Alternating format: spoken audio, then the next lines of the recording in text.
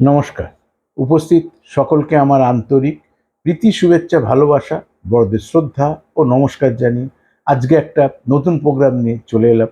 আমার YouTube channel শ্রীবিজ্ঞান motivation, সেটা subscribe করুন, লাইক করুন, ফলো করুন, শেয়ার করুন, যাতে আমি অনুপ্রাণিত হয়ে নতুন নতুন প্রোগ্রাম আপনাদের সঙ্গে উপস্থাপনা করতে পারি।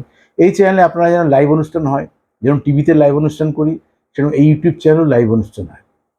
ঠিক লাইভের ফোন ইন প্রোগ্রামের নাম্বার আলাদা, আর কলকাতার বুকিং নাম্বার আলাদা।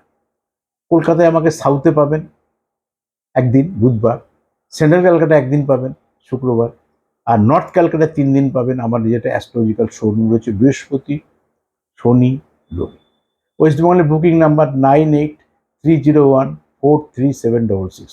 যারা অনলাইন পরিষেবা নেবেন, এই মুহূর্তে দূরে আছেন, আসা সম্ভব হচ্ছে না, তাহলে ওই ফোন নম্বরে ফোন করে পার্সোনাল হোয়াটসঅ্যাপ নাম্বার নিয়ে নেবেন আমার, সেখানে ডিটেলটা পাঠাবেন। কি পাঠাবেন?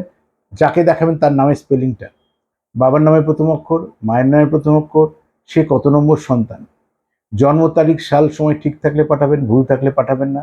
দুটো হাতের ছবি অবশ্যই পাঠাবেন। তাহলে কলকাতা চেম্বারে এলেও যা ভিজিট, অনলাইন একই ভিজিট। টাকা পেমেন্ট করার 48 ঘন্টার মধ্যেই আপনি অনলাইনে পরিষেবা পেয়ে যাবেন। তখন তো সরাসরি আমি কথা বলে নেবো আপনার সাথে যে কীভাবে পরিষেবাটা চাইছেন, কবে চাইছেন। দেখুন, আজকেও আলোচ্য বিষয় হাত। মানুষের একটু আর্থিক সচ্ছলতা মানুষ চাইছে। চারিদিকে খুব ডামাডোল, চারিদিকে মানুষ আর্থিকভাবে নানা রকমভাবে ভাগ্য বিপর্যয় ঘটে রয়েছে। মানুষ চাইছে জীবিকা কিছু বলুন, যে হাত থেকে কী করে বোঝা যাবে আমাদের অর্থপ্রাপ্তি ঘটবে বা ফাটকা অর্থপ্রাপ্তি হবে। হাত থেকে অর্থপ্রাপ্তির অনেকগুলো দিক রয়েছে, তার মধ্যে কোনো একটা দিক নিয়ে আজকে আলোচনা করব। শাস্ত্রে প্রথমে কি বলা ছিল? হাতের কোনো অংশে তিল থাকা শুভ নয়। বিশেষ করে হাতের রেখার ওপর তিল থাকা সব থেকে খারাপ।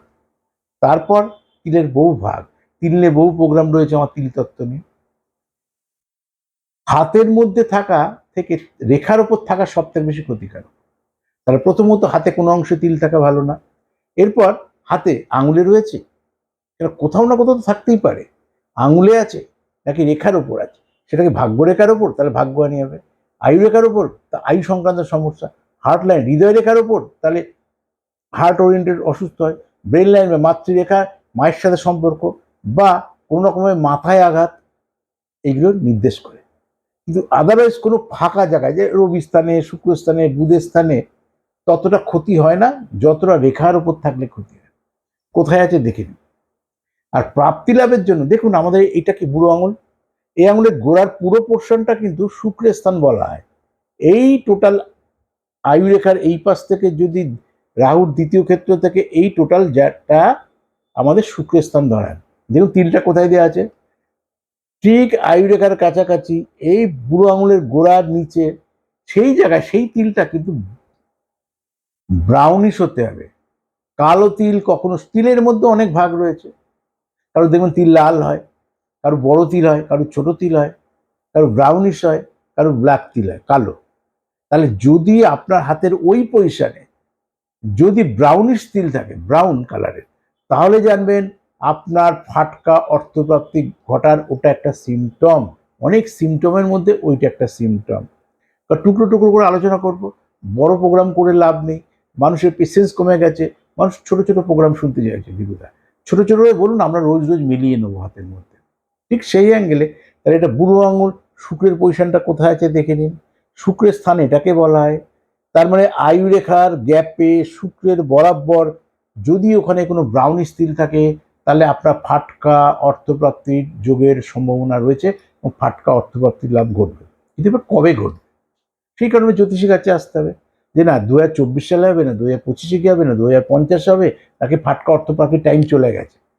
কোন আইডিয়াল টাইম থাকে যে কি কাজের মধ্যে দিয়ে ফাটকা অর্থপ্রাপ্তি ঘটবে, কোন টাইমটা আমার জন্য উপযুক্ত, এইগুলো জ্যোতিষীর কাছে এসে জেনে নিতে হবে। দেখলেন না তিল আছে, তিলটা অত মেজারমেন্ট করতে পারছেন না, আমি তো রয়েছি, আমার কাছে আসুন, আমি আপনার গাইড করবো। বা যারা অনলাইনে বিচার করবেন, হাতে ছবি পাঠান, আর নাম, নিজের নাম পাঠাতে হবে, বাবার নামে, কার বিচার করছি তার নাম, তার বাবার নামের প্রথম অক্ষর, মায়ের নামের প্রথম অক্ষর, কত নম্বর সন্তান, পরিবারগত অবস্থান, জন্ম তারিখ, সাল, সময় ঠিক থাকলে পাঠাবেন, ভুল থাকলে হাতের ছবি পাঠাবেন। হাতের থেকে আর নামের থেকে সত্যতা পৃথিবীতে কিছু হয় না। অন্য নামে পৃথিবীতে আপনাকে কেউ ডাকবে না।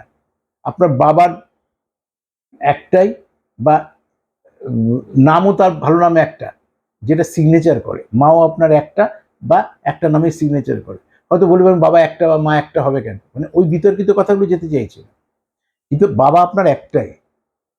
এই বাবা যে নামটা লেখে এডুকেশনের ক্ষেত্রে, যে একটা চাকরি ক্ষেত্রে লেখে, যেটা প্যান কার্ডে রয়েছে, আপনারও তাই।